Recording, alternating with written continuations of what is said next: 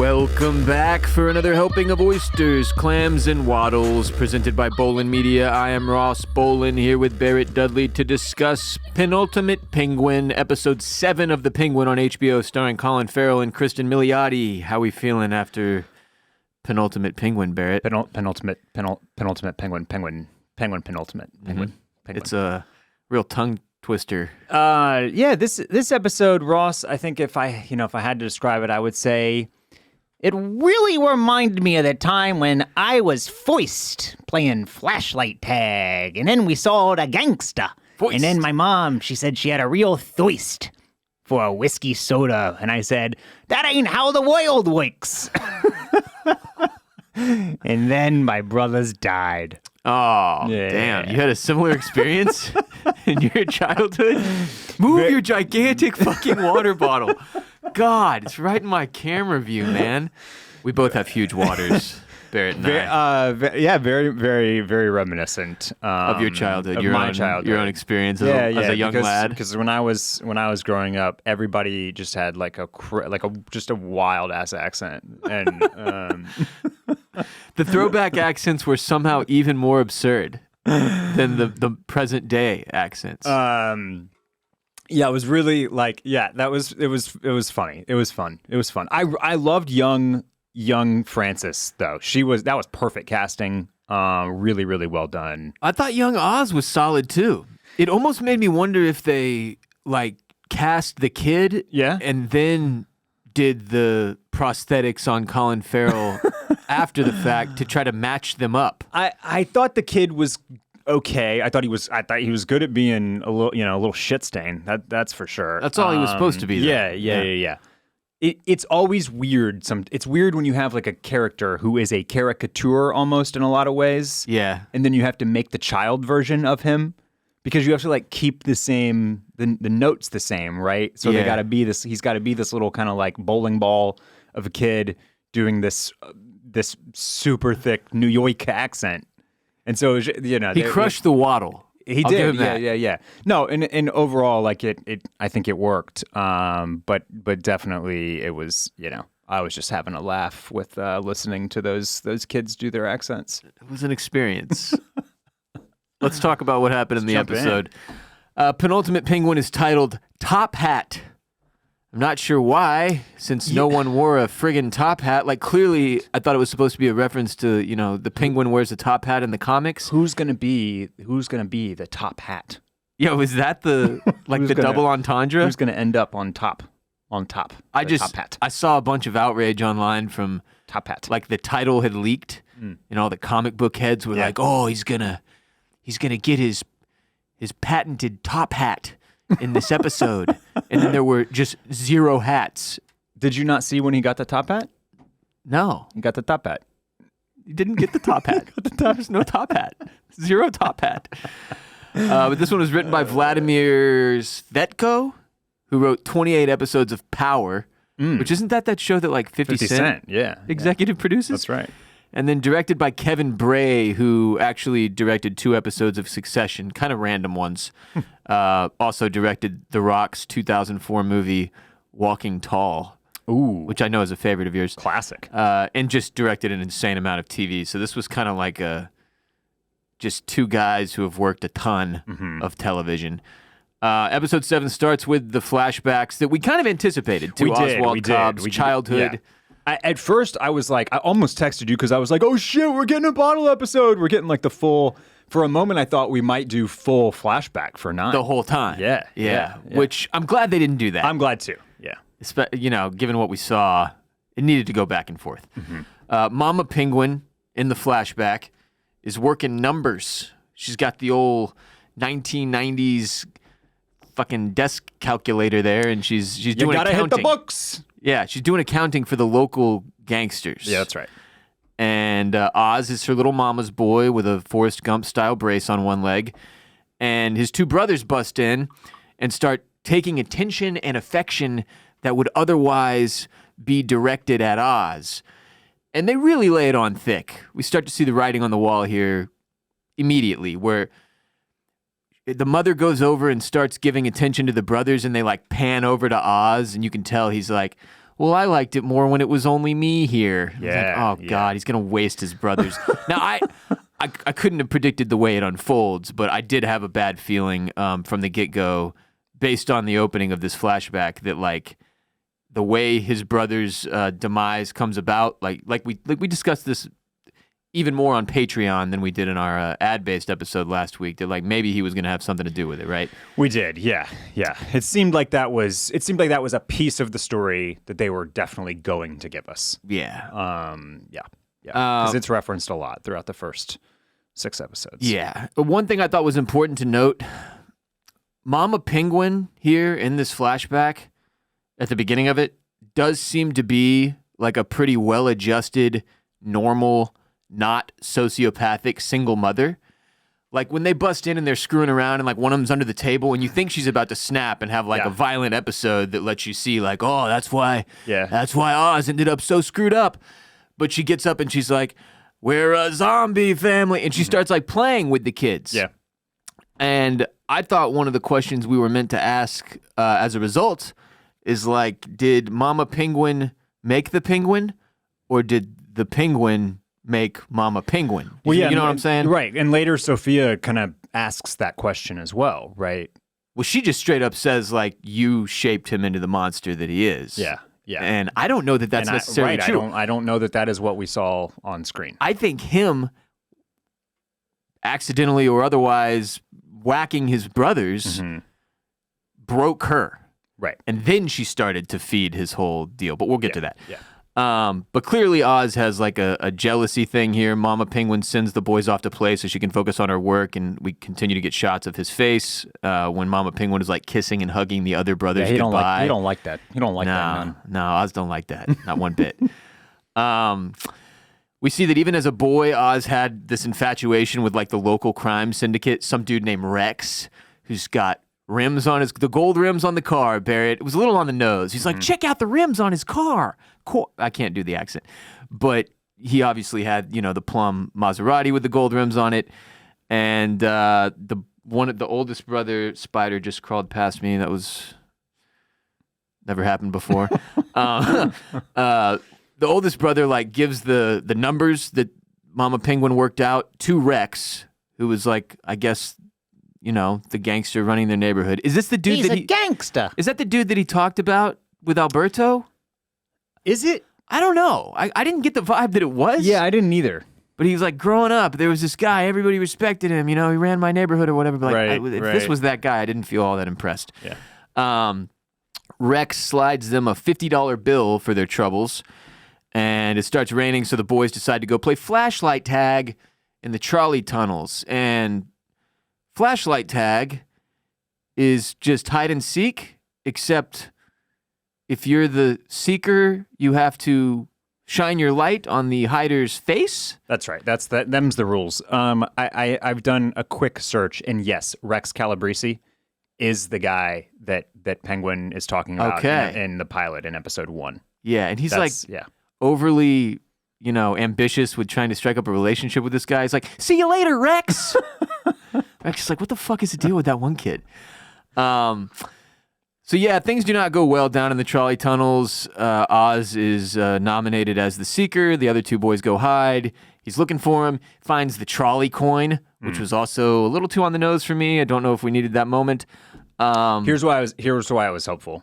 And I actually thought about that when they did that, is because until he finds that coin, I was like, wait, where'd they go? Where are they? They're underground. But then I think that is very intentionally there to, if you did not catch that they were down in the trolley train tunnels where Oz has now established his lair and is making all of the drugs and is running the drug trade from underground, from Crown Point to Clay. Now that ties the audience that's a signifier, like, oh, this is where they are. And they also this is the same place. They put the coin in a trolley car so that you really couldn't miss it. That he's down in the trolley tunnels. They're down in the trolley tunnels. This is where they played around. This is where he is now set up 25 or 30 years or 40 years later or whatever. Yeah, so his brothers go down a ladder that he can't go down easily with his leg impediment. He gets angry. Long story short, he shuts the sewer door on them and says, like, have fun getting out. And they're like, hey, come back here. Get back here and open up that door right now. So Oz leaves his brothers to drown in the trolley tunnels and gets Mama Penguin all to himself. And they watch a movie, right? It's like Fred Astaire tap dancing his happy ass all over the place. And they keep showing you, like, he realizes it's still raining. He even looks back over his shoulder at one point, and there's like a potted plant on the window or some shit, and it's like overflowing with water. Yeah. So it's occurring to him like, wow, if they didn't get that door open, they're gonna die in there. But he doesn't say shit. No. This was a very conscious decision by him to do nothing. Even as the rain picks up and the flooding ensues, he just watches Fred Astaire and his brothers drown down there. Ross, I've got an update for you. The movie featuring Fred Astaire and Ginger Rogers that they are watching together. Would you like to guess what it's called?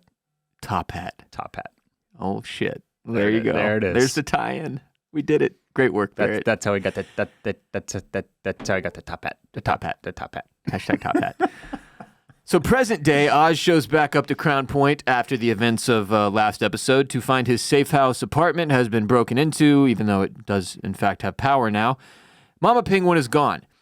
Now, we were real worried about Vic, who was almost completely uninvolved in this episode. Yeah, and they just left his ass there. Just unconscious. Whacked him over the head. WTF. Don't really know. Okay, I thought this was overall, I thought this was a pretty solid episode and a decent way, did a decent job of setting up our finale. There were many lapses in logic, I thought. This was a big one. For many people make very, very questionable decisions that I don't think are necessarily like true to the intelligence of their characters. Right. We'll get to several more of them. But this was the first one. They're just going to leave his number one guy, his right-hand man, the one person that Sophia knows this dude is connected to. Right. They don't care about him. They don't want to have two hostages maybe instead of just one. They don't want two chips to play with. Leave somebody there. They just leave this guy on the ground. Oz potentially what happened. Now, in conjunction with this, he finds Vic, wakes Vic up. Vic's like, Sophia took her. And almost immediately, Moroni rolls up. Yeah. So you're telling me, clearly they know Oz is going to come back to this place at some point. Right. But rather than make sure, that he doesn't show up in the time that Sophia is gone before Moroni has the chance to get there, Sophia just takes the mom and leaves and is like, it'll be fine. Moroni will get there soon enough. You know what I'm saying? Like, they did not set it up very well to make sure they would, capture the penguin here. Yeah. Which I didn't really understand. Because he hears Moroni, and also this is a thing with criminals. You're not sneaking up. You're peeling out around every fucking turn on your way up to the apartment so that he hears a car approaching. You know what it was just, I was like, okay, well. Yeah. So yeah, next thing we know, Salvatore Moroni and his men are on the way up to, so Oz sends Vic out the window. He's like, get out of here. Go tell Zhao and Donnie Boy and the Gold Summit people what's happening. Which I'm curious how the hell that's going to come into play. Yeah. Because even if let's just to take it in this direction for a second. We see the rest of what happens in this episode. The fucking layer is blown up. There is no drug trade down there anymore. The trolley thing is over. Right. Why would the Gold Summit people want anything to do with Oz at this point? His whole operation is completely destroyed. Great point. Are they going to have his back in the finale? Donnie Boy Sullivan and the Irish? And the Triad? Yeah, right. I just don't. Yeah. I don't really know where Vic is the rest of the episode. He's off. Yeah, why would they? Yeah, you're right. If he can't offer them the tie-in to the Bliss trade, then what do they got? That was the whole thing last episode, is how we put Bliss on the streets, whether you wanted it or not. Now it's there. You're gonna have to serve it. Let's all do this together. We got each other's backs. Let's take over the city. Drink some brewskis. And drink some broski brewskis. And now that's gone. Now that's gone. Now you're So I guess Vic is safe. That's the one positive takeaway here. But it was a kind of a tough scene to follow. Moroni beats Oz's ass with a golf club, but can't kill him because of his deal with Sophia, which one of his henchmen reminds him of pretty aggressively multiple times throughout the course of the next like 20 minutes of this episode, which was just kind of weird. I was like, well, is this guy actually working for Sophia? Like, I don't really know. Sophia clearly has the upper hand in this Moroni-Gigante partnership, though. Yeah. Moroni tells Oz he's got to take them to see his underground operation. Basically tells him, I'm giving you the same deal you gave me. Give me the drugs and I'll give you your family back. And, inferring like you're not going to get your family back. I'm going to kill your mom. Yeah. At the Gigante mansion, formerly known as the Falcone mansion, Sophia sits down with Mama Penguin, a.k.a. Francis Cobb. I also want to say that when the kids are on the street earlier delivering the numbers to the gangster, that he says something like, hey, you remember... Oh, I guess he was referencing... He says, like, you remember Francis Cobb's kid? I think they're referencing the mom. Because I in my head for a moment, I was like, wait, was his dad's name also Francis? It's like Frank and Francis or something? Anyway, moving on. Yeah. Francis is a real good shit talker here with Sophia, right? They go back and forth a bit. And then she slips into one of her dementia states. And it seems like all of her delusions go back to the night that her son's drowned. Because she's like, it won't stop raining. At least here it does. Yeah. Yeah. Well, it has before, though, too. Like at the table with... I don't know. Isn't she talking about one of her kids at the library or something? Maybe. Yeah, I don't know. It definitely goes back to that time period for sure.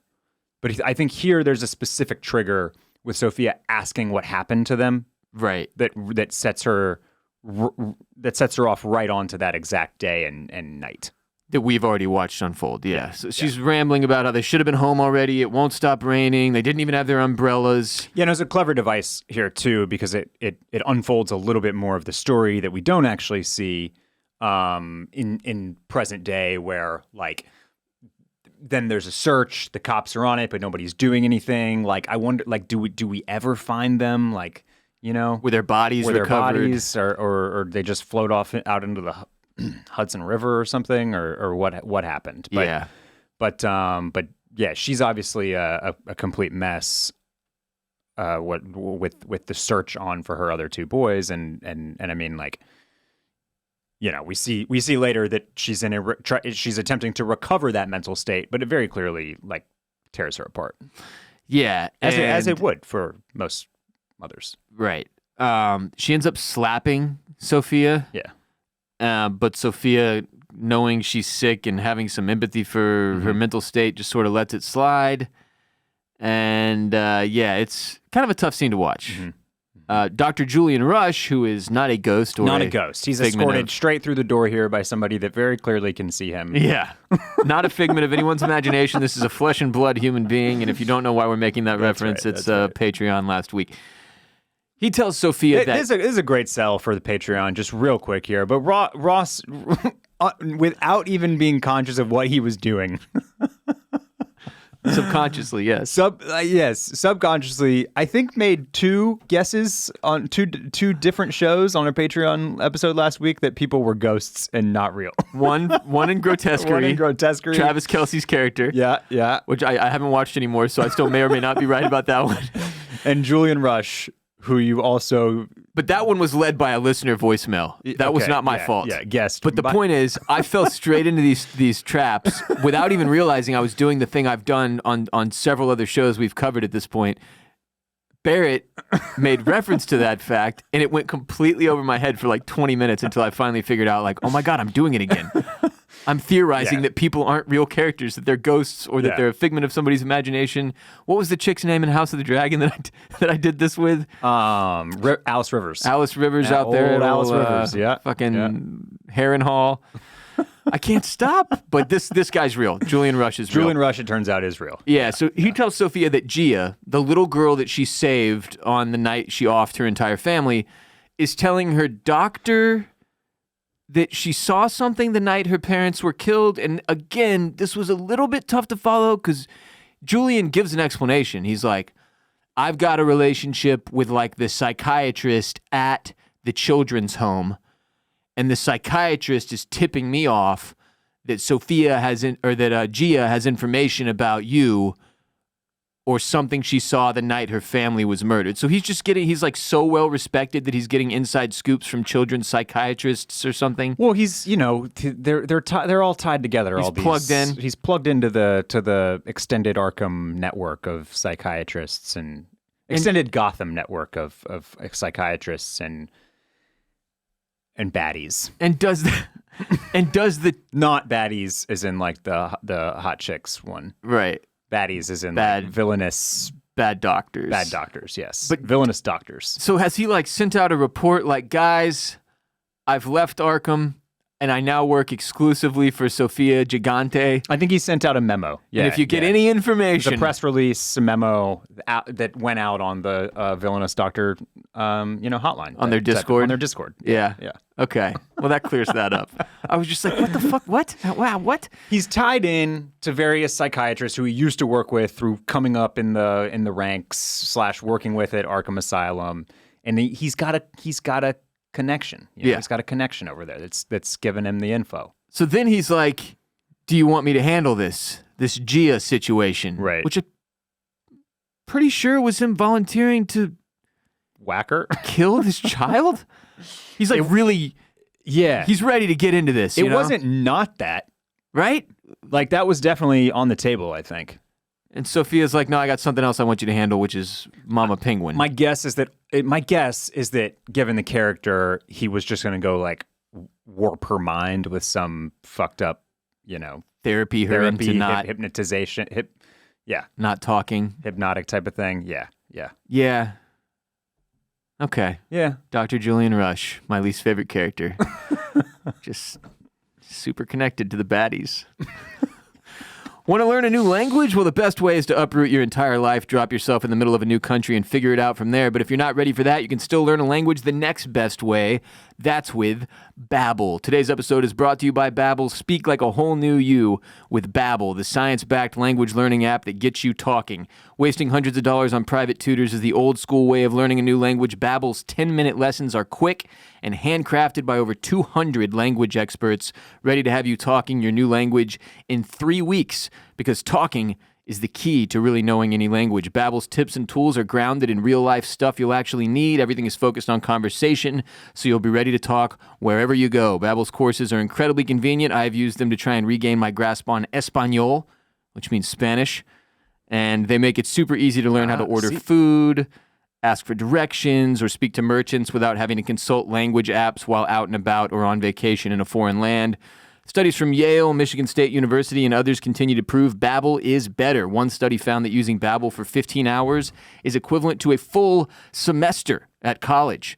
Babbel has over 16 million subscriptions sold, plus all of Babbel's 14 award-winning language courses are backed by their 20-day money-back guarantee. Get Babbel, travel. Here's a special limited-time deal for the Clam Fam. Right now, get up to 60% off your Babbel subscription, but only for our listeners.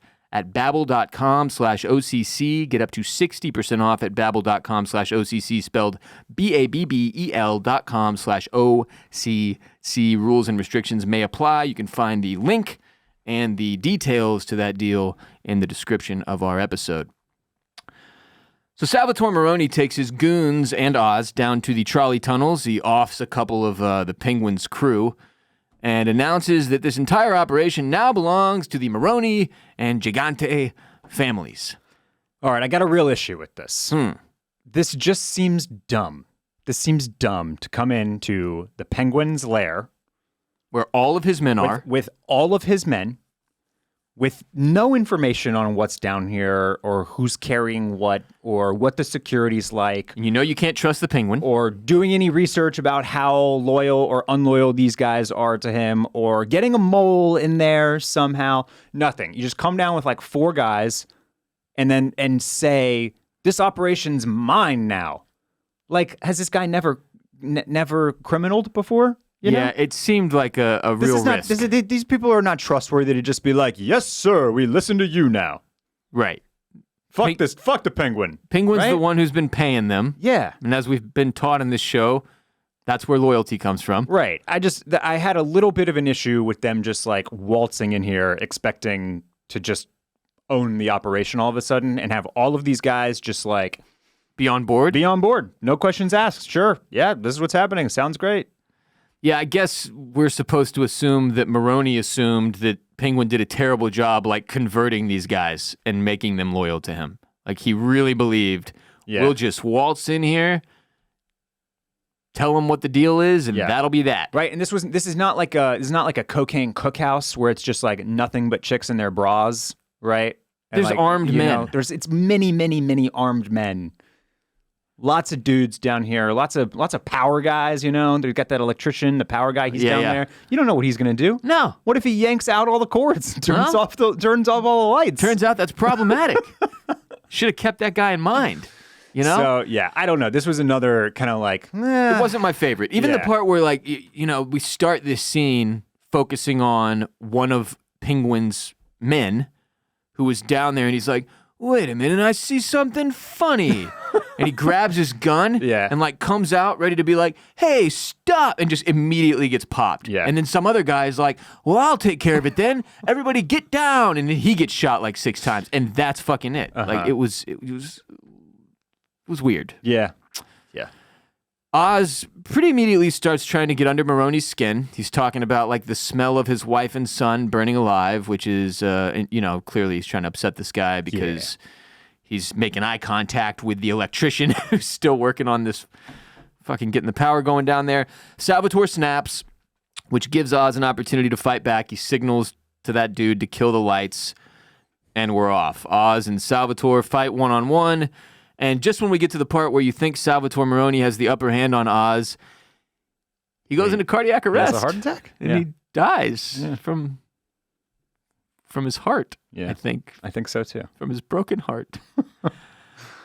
Which didn't really expect that. Obviously, I didn't think Oz was going to lose this fight, but that was a pretty shocking way to see Salvatore Moroni go down, and Oz himself very shocked, very upset that he didn't get to be the one to, like, make him take his last breath. Right. Has a bit of a meltdown here. He's talking to a dead man, demeaning a dead man. Even asked him questions. He's like, what was that? Say it again? That's what I thought. It's real weird shit going on. Good, really good lighting and camera work here. With I thought Penguin looked extra penguin-y here when that camera's kind of low and they're looking up at him and he's kind of like screaming at the body and he's kind of like low, like he's got one of those half-lit situations going on, so there's like all sorts of shadows on his face. Oh yeah, and I just feel like his nose is real extra pointy here, just penguin-y, and he's just penguining out. Yeah, it was good. It kind of made my skin crawl, and like, you know, this episode definitely putting you back on your heels with how you are supposed to feel about old Oz Cobb here. Yeah, and even the stuff he's saying, he's like, you were supposed to destroy me. The big, strong man you are. All that, like, you almost feel like maybe he did, part of him has like a death wish. Like he kind of, maybe he kind of wanted to die there, you know what I mean? Also, they are in a trolley car. To remind you that you're down in the trolley tunnels. And then just also major props to Colin Farrell too. Like he's, like, I'm watching these scenes and I'm like losing myself with Penguin. And then like every 10 minutes I'll be like, oh yeah, that's Colin Farrell. Yeah, it's pretty wild. He's doing an awesome job. His character, look, for some of the logic jumps you have to make in this episode in particular, his character is kind of the one holding the show together. I think so. And, you know, Sophia's character as well. But, like, Moroni is not all that believable to me. I don't know if it's the actor that he didn't do a great job. I'm not saying that necessarily. I just don't know how... That character is just not great. He doesn't... That character is I think feels more like a plot device than a fully fleshed out 3-dimensional person that we're supposed to like care about or have any opinion about. Yes. Yeah. So Oz definitely carries this scene. Shoots his corpse several times. Takes the ring off his finger, you know, that we've been dealing with the whole season. Slides it onto his own finger. And then goes out and just tells his surviving crew, like, great work, guys. Super proud of you. Not a single person is like, hey, man, what the fuck was that? What the hell is going on? He's just like, you guys did it. We did it. But unfortunately, I need more from you. There's a storm coming. And nobody's like, what? He's just like, get ready. There's a storm. I'm going to need your help. That's because he's a modern day Rex Calabrese, Ross. You know, these guys just, he keeps the clothes on their back and the food on their table. Oh, yeah, I forgot. That, yeah. And that's where he's a neighborhood hero Right. Everybody is going to remember him when he goes because of how he took care of this neighborhood. He's beloved and respected. He's beloved and respected. Yeah. So elsewhere, Sophia Gigante visits the little girl Gia in her children's home situation, which is very reminiscent of Arkham Asylum. She's having like flashbacks as she walks through the hallway, laying it on real thick. Gia tells Sophia that the piece of information she has that is problematic for Sophia is that she saw a mask in her bag the night her parents died. And at first I was like, oh, does she have like a hangman mask she's going to wear is like that we haven't seen yet? Is she going to bust out a mask? No, it's the gas mask. The gas mask, yeah. It's the gas mask that she wore so she wouldn't die from the gas that everybody else died from. Sophia denies any and all involvement. She says she loved Gia's mom and dad and says their deaths were nobody's fault, that it was a terrible accident. But then she notices Gia has been doing some like self-mutilation. She's been cutting herself. And then her tone changes, Sophia. And she tells her, like, look, I'm going to level with you. Those people were garbage, and I'm glad they're gone. And it was almost reminiscent of the speech she gives, like, Johnny Vitti and the boys. Did you take this as a confession? Not all the way. Yeah. But she's like, you deserve much better than what this family could have offered. The truth is they were all terrible people, and I'm glad they are gone. Right. But it's another scene where I was like, okay, because she just walks out and she starts crying in the hall and immediately gets a call from Oz and this whole thing moves very quickly. But I was like, whoa, wait. Like, what happens with Gia now? Yeah. That didn't feel like it solved the Gia problem, which is that Gia saw the mask that she could tell her doctor about that would then like somehow trigger some police investigation or some shit. Yeah. Well, okay. Speaking of death wishes, I think it's also safe to say, based on further information in this episode, that Sophia has kind of a death wish as well at this point. Well, because she gets into the whole, like, I don't want to play this game, this man's game. My end goal is not the same as yours, all that. All that. I want to be free. Yeah. That line. Yeah. So my interpretation here with the information added later in the episode is that she doesn't really care what Gia does. This is, and it's kind of like on her to make the decision. She doesn't really confess. She leaves her with the information and kind of tries to sell her on the fact that this is a positive thing in the long run. But like, do what you must. I don't really care. Right. Okay. Right. Good read. And I think that's kind of why she's crying afterwards as well. She realizes, fuck. This girl is in a world of pain. Her life is kind of screwed up now. She's cutting herself. She's in this bad spot in this foster care situation. It feels a lot like Arkham, and she just kind of had to acknowledge a little bit that like maybe sort of she killed all of everybody that she knew and loved, but like, you know, it was for the best. Right. It all felt kind of like to me. I read it as like I'm gonna let this play out how it will, essentially. Not gonna force my will into this situation any further than I already have. Right. In the after the episode thing, they kind of infer that what she realizes is that she has done to Gia what her father did to her. Mm-hmm. And that's why she's real upset after the fact. Yep. Which I guess you could pick up on as well. But she gets this phone call from Oz while she's out there in the hall, like crying, and she thinks it's Moroni because it's calling from Moroni's phone.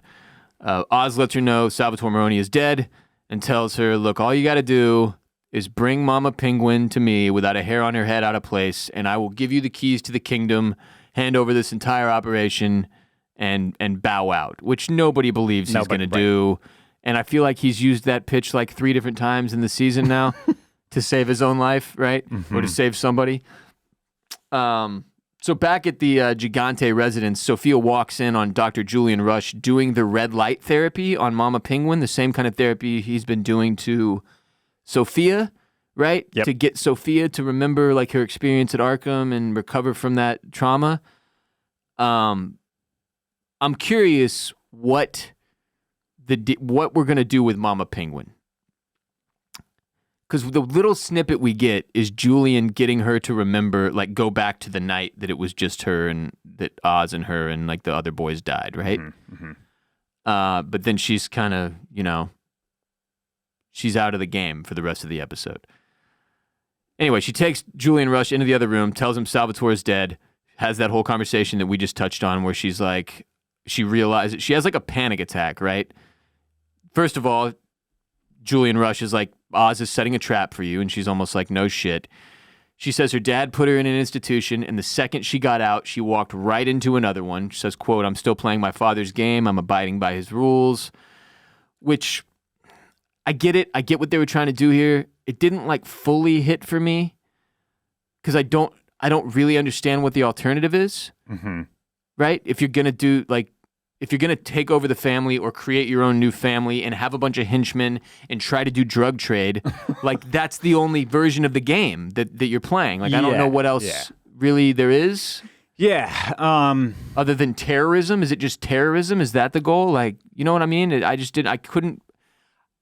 get what they were trying to accomplish there. It didn't fully work for me. Yeah. I kind of agree. I felt some of that as well. I thought Kristen Milioti did as much as she could with this episode, with the kind of arc here. But yes, there's something not quite lining up in a way that feels really amazing, right? As far as the show goes, do you know what I mean? It feels really like fulfilled or earned or use whatever words you want there. But yeah, something's just a little bit off here. Didn't click all the way. Didn't click all the way. Yeah, and I'm having a hard time placing it as well. What I'll say and what I'll add is that like her kind of come to Jesus moment here where, she thought by stepping in and changing the name and doing all of that, she was shifting the paradigm, right? Taking back the power. And what she's learning here or realizing, I think we should say, is that she's not doing anything differently. She literally just changed the name, changed the faces of the people that are there, but she's in the same building, playing the same games, with the same opponents and the same end goal. And so all of that, I think its purpose is to serve this turn in kind of what she wants. And so when she says that what she really wants is two things. She wants to be free, and she wants Oz to feel pain. And so I think that's going to allow her to throw everything else out the window, which we see when she blows up the entire drug factory, basically. Right. Like, nobody gets the fucking bliss. Nobody has it now. Right. And that's okay, because it's not really what I care about. And so for me, what I think that's doing is pushing her into this kind of like kamikaze style state where she's literally, she doesn't care what happens anymore, and it's going to spell her end as long as she can try to inflict pain on Oz. Yeah. Yeah, she's more in the some men just want to watch the world burn area of a villain now. Where it's like there's not even really a goal, it doesn't seem like. She clearly doesn't give a shit about the drug trade stuff or the organized crime stuff. I'm just curious how she's going to keep people like her henchmen and shit on board with whatever it is, right? If there's no plan. Yeah. If it's just like revenge on Oz and then what? Yeah. Or maybe there is no then what. I think there is no then what. And I that's what I'm saying. I feel like she kind of knows deep down that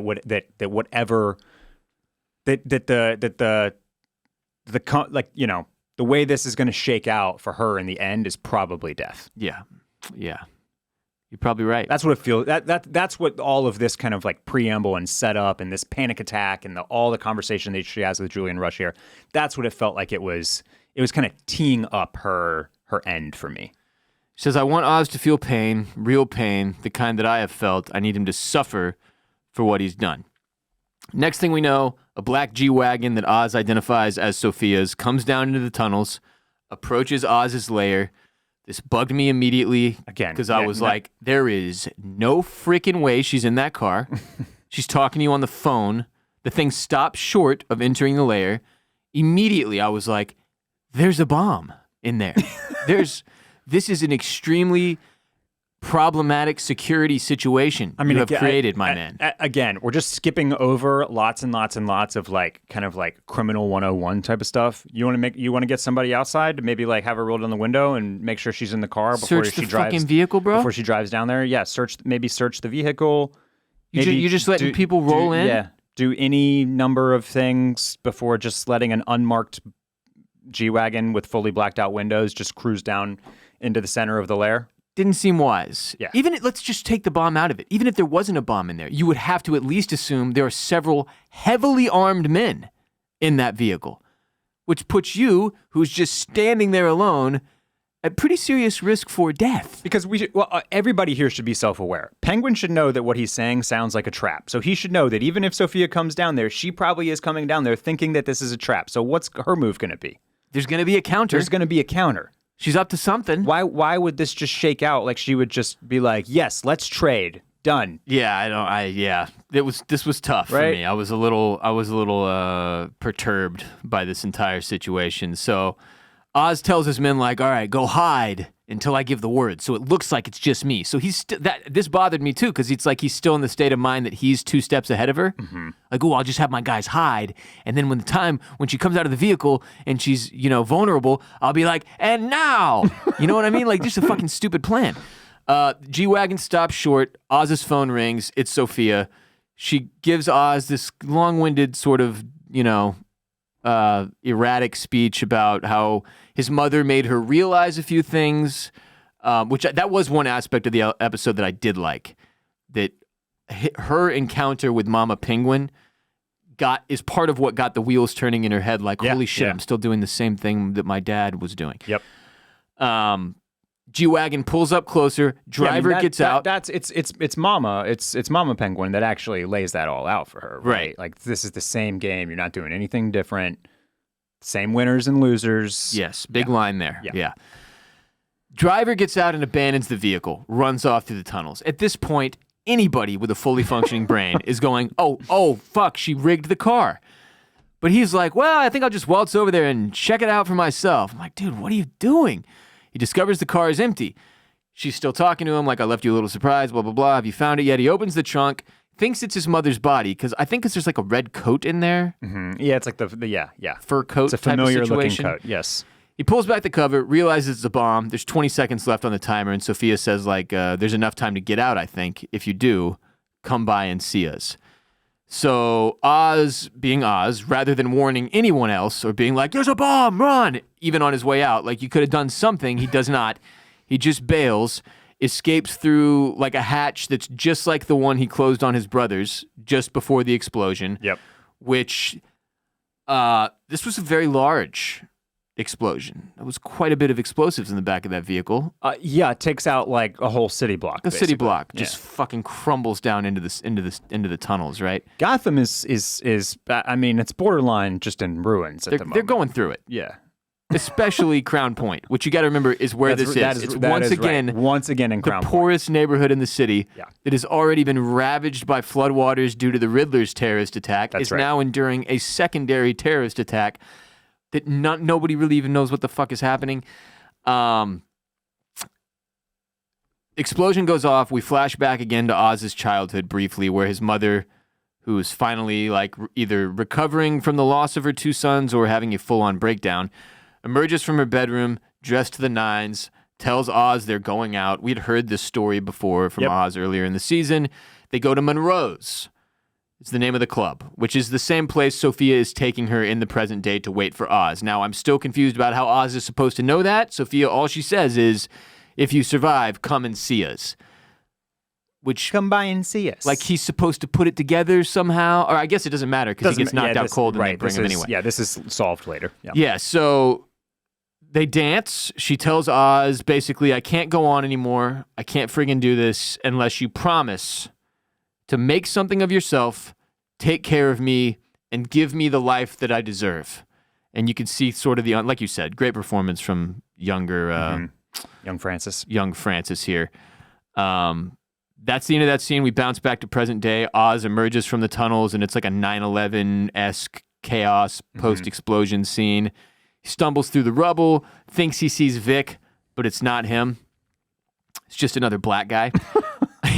Racist. And one of Sophia's henchmen approaches and is like, Penguin! He's like, what the fuck did you call me? Knocks him out cold with like one of those cool extendable beating rods. And roll credits. Not my favorite episode. I get, we've solid setup for the finale, but I have so many questions now, like more so than answers in terms of how this is going to go. Moroni felt like he was dispatched of fairly easily in terms of being this big mob boss villain that we were supposed to like fear, and we've dealt with a lot right? For him to just go down with a heart attack. Sophia Gigante just blew up a city block and presumably killed like dozens of innocent people, right? Mm-hmm. Is anybody aware of any figure in Gotham who might take issue with such an activity? Do you see what I'm saying? The Batman piece. Like, we're getting to this point where it's, okay, just go down the checklist. Like, this woman gets out of Arkham somehow. Yeah. We still don't know how. Yeah. Her entire family is destroyed, killed, gassed. Batman, disinterested, not plugged in, does not show up, nothing happened. Blowing up a drug ring underground and taking out like a city block in an area of the neighborhood that we know Batman was like focused on helping recover from the flood. Yeah. It's just a lot. I'm more confident than ever that we will get some sort of Batman tie-in when at the end of this finale. Yeah. Because they can't just roll on. But anyway, that's just one of the questions I have. I really don't know what to expect in terms of who will survive the finale. Are you still super confident that the Penguin walks away from this show? Yes. He just has nothing going now. Everybody that he had working for him, with the exception of Vic, is dead. He's got no drug trade. His mom is I'm 110% sure she dies. She's not going to make it out of this. Mm-hmm. I still think we're probably on the right track in terms of like he's going to have to make a decision himself or his mom, and he never picks anyone over himself, and his mom's going to die as a result or something like that, right? It's going to be this big showdown at Monroe's, I have to assume. But I really don't know what to expect in terms of where the show is heading in terms of an ending or what the hell the setup is going to be, because like we've talked about repeatedly over the course of the season, you have to know in the back of your head there's a Batman 2, it comes in 2026, and in part this needs to set up for that without also being required viewing. Mm-hmm. And it still feels like you couldn't roll into the Batman 2 and just have there be no Penguin, right? Because the Penguin was in the Batman 1. And then if you don't watch, if there's a possibility that the Penguin, that Oz Cobb could die in the finale, then everybody who watches Batman 2 is going to be like, what the hell happened to Colin Farrell and the Penguin? And that doesn't feel right. Right. So you still think Penguin comes out on top here? Oh, yeah. Sophia and her death wish gets what she wanted. Yep. And then I guess he just takes over the Gigante family? What the fuck? I think his family's getting passed around like... I think much like you've said, is that he is essentially the sole remaining organized crime kingpin. And we just got another domino. We just got another with Moroni going shooter down? drop with Moroni going down this week. So there's literally only one left to clear off the board, and she just said that what she really wants is to be free. She don't even want this, you know? Yeah. I'll say this. They need to, well, feels obvious, but they need to have this go down in a cool way. You know? Like, yeah. I don't know how they're going to make the payoff like really feel, as you say, like earned or you know. Yeah. I'm going to have to think more between now and our Patreon episode about why the Sophia kind of arc turn here a little bit into this new kind of territory didn't totally work. I'm not sure why it didn't totally work for me. Maybe too much Julian Rush. He stinks. Everybody knows he's. He's kind of a big part of that. He is like the device through which we learn. Like he's the character that she's talking through all of this with. Yeah. And so if we think he's shit, then we think that, right? Like by proxy that we don't like the series of events here or something. I don't know, because I liked the scene with her and Francis. That was good. That was good. I like watching her wheels turn there. They kind of mentioned inside the episode how she's like, she does a really good job of playing all these things as well. She's like curious and empathetic and kind of like fascinated and kind of like, she's got a whole range of emotions watching Francis go on that Lewy body dementia trip. Yeah. And she executes that, that facial acting really well. But then, the turn about the game being played the same and how she's going to do something differently and all that was just, I don't know. Something, like you said, it didn't quite click. So I gotta sit on that one a little bit. And maybe they'll further that concept in the finale, you have to imagine, to some degree, right? Because I get the idea. Like, this is the man's game. This is the way Oz plays. I can't play that way or I'll never win. I get that point.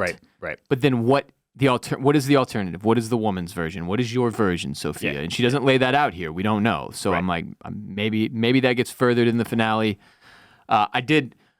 I was a little worried that maybe it's just like me and you that don't like Julian Rush, and that maybe it's like we're just overly critical. Overly critical, yeah. I was at a children's birthday party this weekend, and it was in my neighborhood, and I was talking to two of my neighbors who I know are watching The Penguin. Right. And they also said this guy sucks. And I was like, yes, it's not just us. So yeah. I think that character has been a problem. Yeah. And I hate to harp on that, but like, he has not been good. Honestly, like I said, I think my biggest problem with this episode overall is how many kind of like Logic leaps you had to make. Yes, those logic jumps where you're like, who would do that? Why would they not, like, all of those little things? Those things also pull you out of episodes. If you can immediately think of a way you would have handled it better, and you are not a criminal mastermind who is supposed to be good enough at what you do to run a city at one point, then that's a problem. Yeah. You know, if I'm like, well, my ass never would have just fucking let another vehicle drive straight into my lair, or like, well, I never just would have gone straight down into his lair with only like 5 guys not even knowing what's down there, or like, I wouldn't have left his number 1 guy on the ground in his mom's bedroom for him to like find with no one else there, knowing the Penguin was going to come back. Like, that's a lot of me having to like make excuses for the show, you know? Yep. And not to say I haven't still enjoyed it. I mean, it was entertaining, and I'm like, yeah, okay, whatever. But it's the thing that's keeping it from being like in that prestige territory that we were maybe thinking this show would be able to make the leap toward. Yep. You know? Yep. So, solid stuff still. A lot of explosive moments. I feel like they spent a lot more money on this show than I realized based on the amount of explosions and set destruction that's occurred. Yep. But yeah, we'll further discuss it a little bit later this week on Patreon. The Penguin finale is November 10th.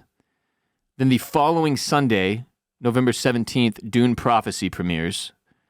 And in between the two, Silo Season 2 starts on Friday, November 15th on Apple TV+. Now, as we announced last week, just as a reminder, we will be covering Dune Prophecy as our next episodic show. And there's a variety of reasons for that we outlined on Patreon if you're curious about why. But we will still be talking about Silo Season 2 in bits and pieces, probably through Patreon and hotline calls, but also perhaps between Dune Prophecy and Severance Season 2. Yeah. I'm still rewatching Severance Season 1. It goes so hard. Good. So very, very good. But yeah, that's what we've got on deck. And like I said, in addition to our sponsor-based public episode that you just listened to, we will be releasing an ad-free episode like we do every Thursday later this week on patreon.com/oystersclamscockles, where we further digest and discuss and dive deeper into this episode of The Penguin, Penultimate Penguin. Penultimate. Yeah. Yeah, just a quick note on Dune. If you've not watched the Dune movies, they both, speaking of things that go incredibly hard, both are fantastic films. Lisano Gaib, Sandworms, Spice, Arrakis, it's all there. It's all there, Ross. It is all there. And My this, Dune. there's a lot of books, there's a lot of world building, there's a lot of lore, there's a lot of theorizing, there's a lot of allegory. It's why that's the main reason why we chose Dune over Silo, is that there's more depth to plumb, more stuff to think and talk about. And if you're not a Dooney, that's what they call them. Then go watch the films so that you're ready for Dune Prophecy, because I think it's gonna be a good one. It's gonna be fun. I don't know how good the show's gonna be, but I think it'll be fun to talk about. And both Dune and Dune Part 2 are available to stream on Max. Yeah. So if you're watching The Penguin, you've got access to those right there. Barrett and I have the famous Dunussi popcorn bucket that we will be busting out for our Dune Prophecy coverage, which is another thing to look forward to. It's just over there in the closet. Mm-hmm. I've cleaned it since its last use. And we're really excited for Dune Prophecy. Look, not to dismiss Silo Season 2, we are excited for that too. It's just, as we've outlined, there's not that much to talk about with Silo each episode. It's pretty straight to the point, and with only a few talking points, there's definitely not an hour worth of podcasting there. Dune Prophecy seems like it's going to be pretty freaking complicated with all the old, what are their names? The Bene Gesserit. The Bene Gesserit. The Bene Gs. The Bene Gs. Yep. So much of that. So many names. So much fun. Who even knows what planet we'll be on? That's right. I don't know. It won't be Arrakis, I don't think. No, it might be. It could be. Which one is? Where's all the spice? Where's all the sandworms? Is that Arrakis? Yeah. Where are with the Fremen? Where are the with the Fremen? Where are the Atreides? What is their home world? I don't know. We were only there for like 20 minutes. They bail and go to Arrakis. Okay. But I know they used water power on that world. And then in Arrakis, they have to harness sand power. Sand power. Yeah. Desert power. Yeah. Yeah. Oh, I love